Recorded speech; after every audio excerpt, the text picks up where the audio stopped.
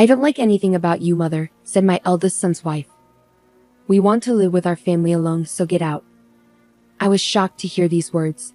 It reminded me of when I had to leave my own parents' home. Now, I felt angry at the idea of being kicked out of this house too. "Fine, I'll leave," I said, gathering my things to go. This was too much.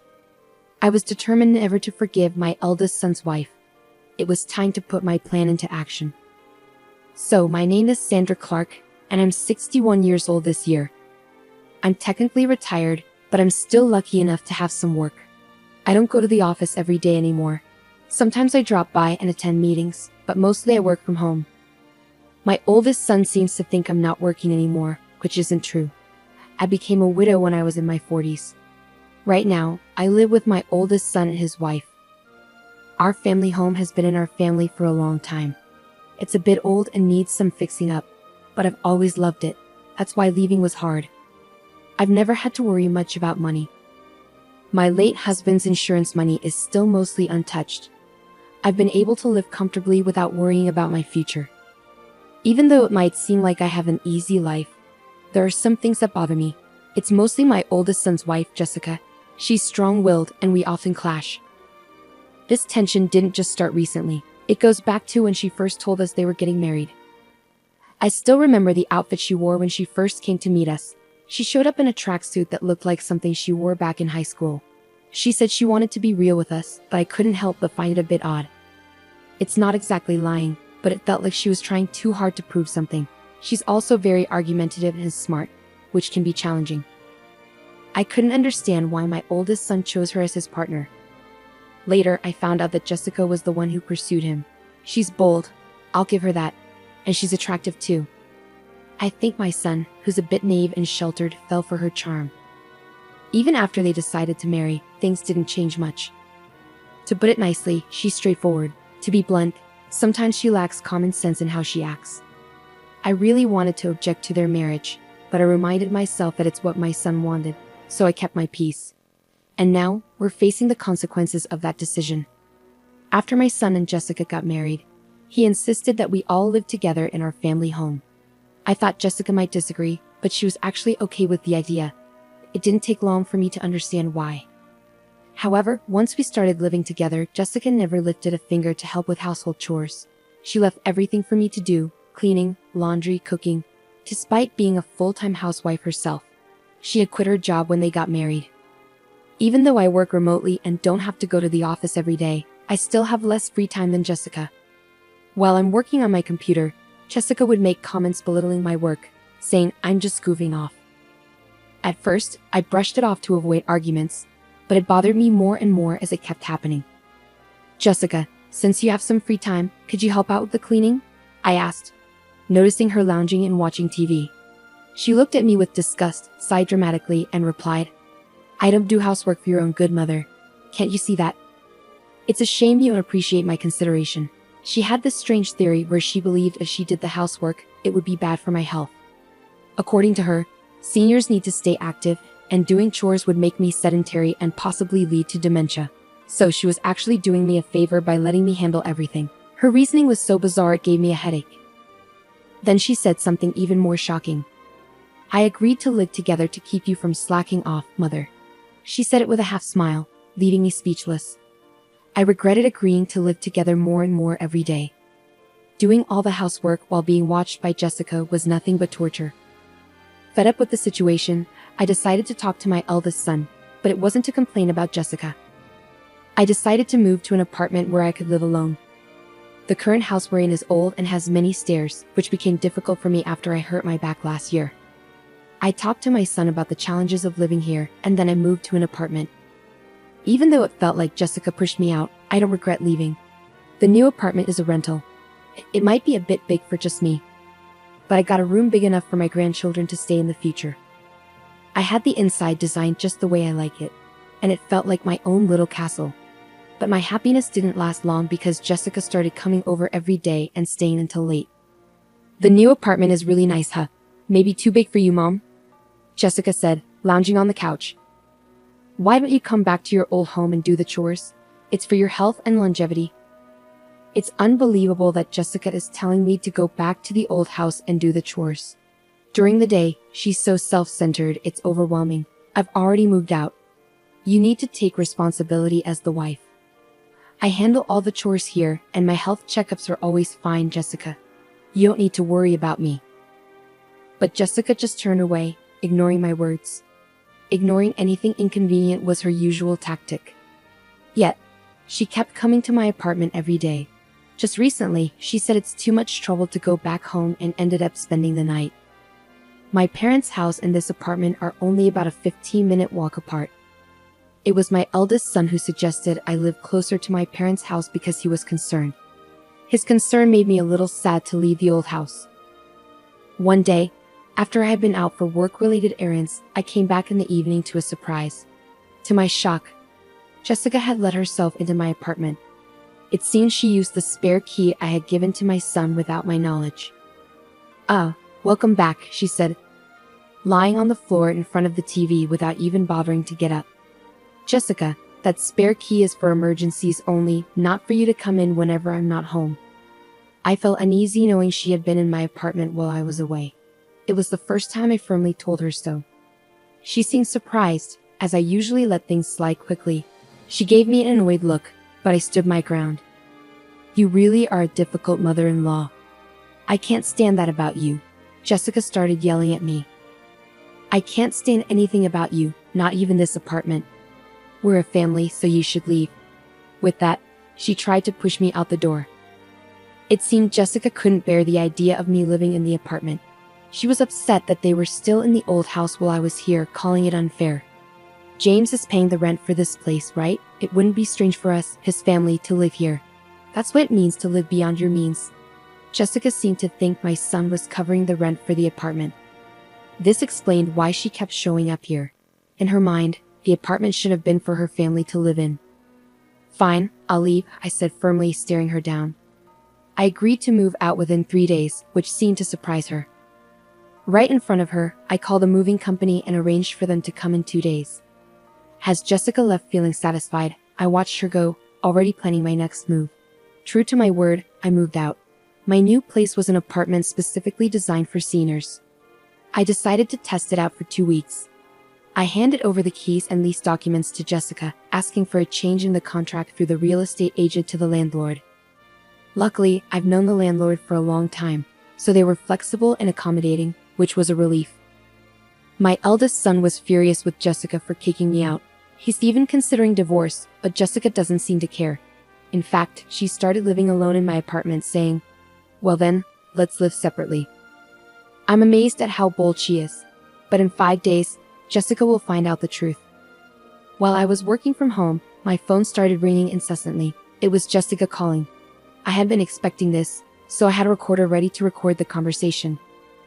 I pressed the record button and answered the call. "Excuse me, Mother, what's the deal with the rent for this apartment? Why do I have to pay it?" Jessica started ranting as soon as I picked up the phone. She sounded flustered. "Well, Jessica, you're the current leaseholder, so it's only fair that you pay. Is there a problem?" I purposely kept my tone calm and relaxed to annoy Jessica. She seemed even more agitated but didn't back down. "But didn't James used to pay the rent here? We're not even divorced yet, so shouldn't James pay?" Jessica had told my eldest son about the rent issue, and he advised her to call me. The truth was, my son had never paid the rent.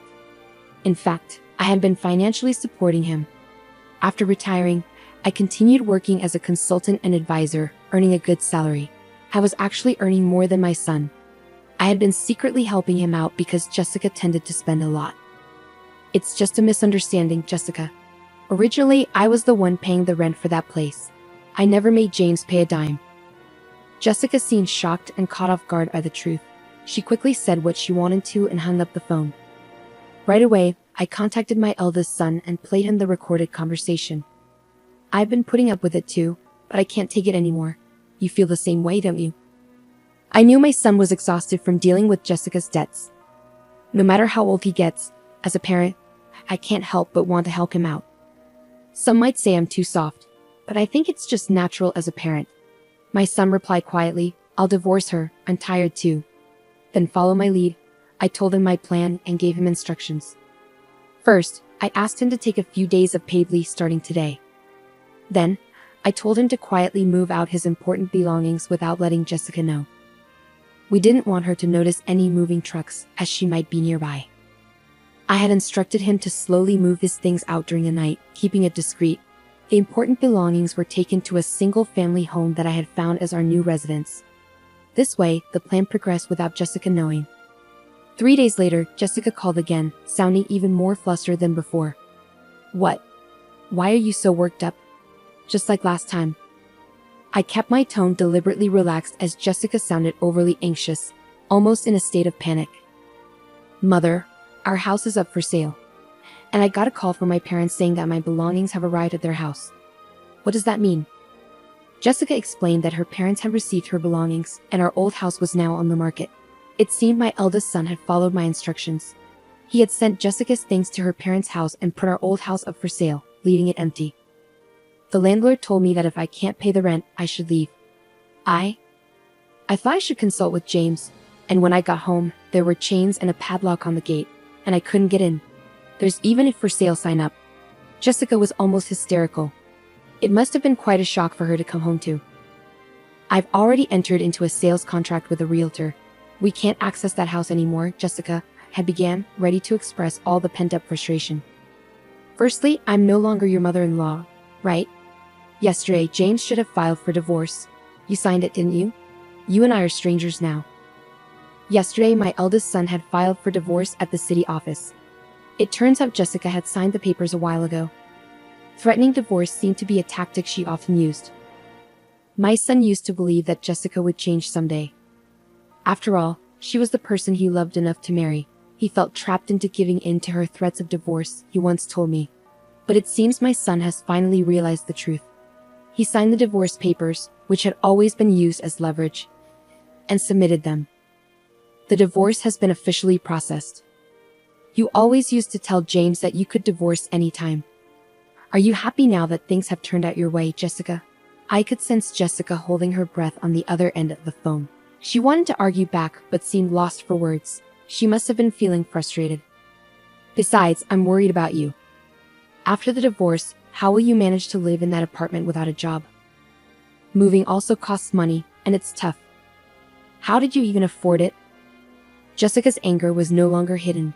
She yelled and cursed at me. She had claimed she married my son because of the inheritance he received from my late husband.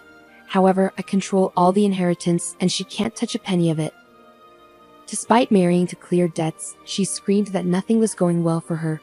Of course, I made sure my son listened to this conversation too.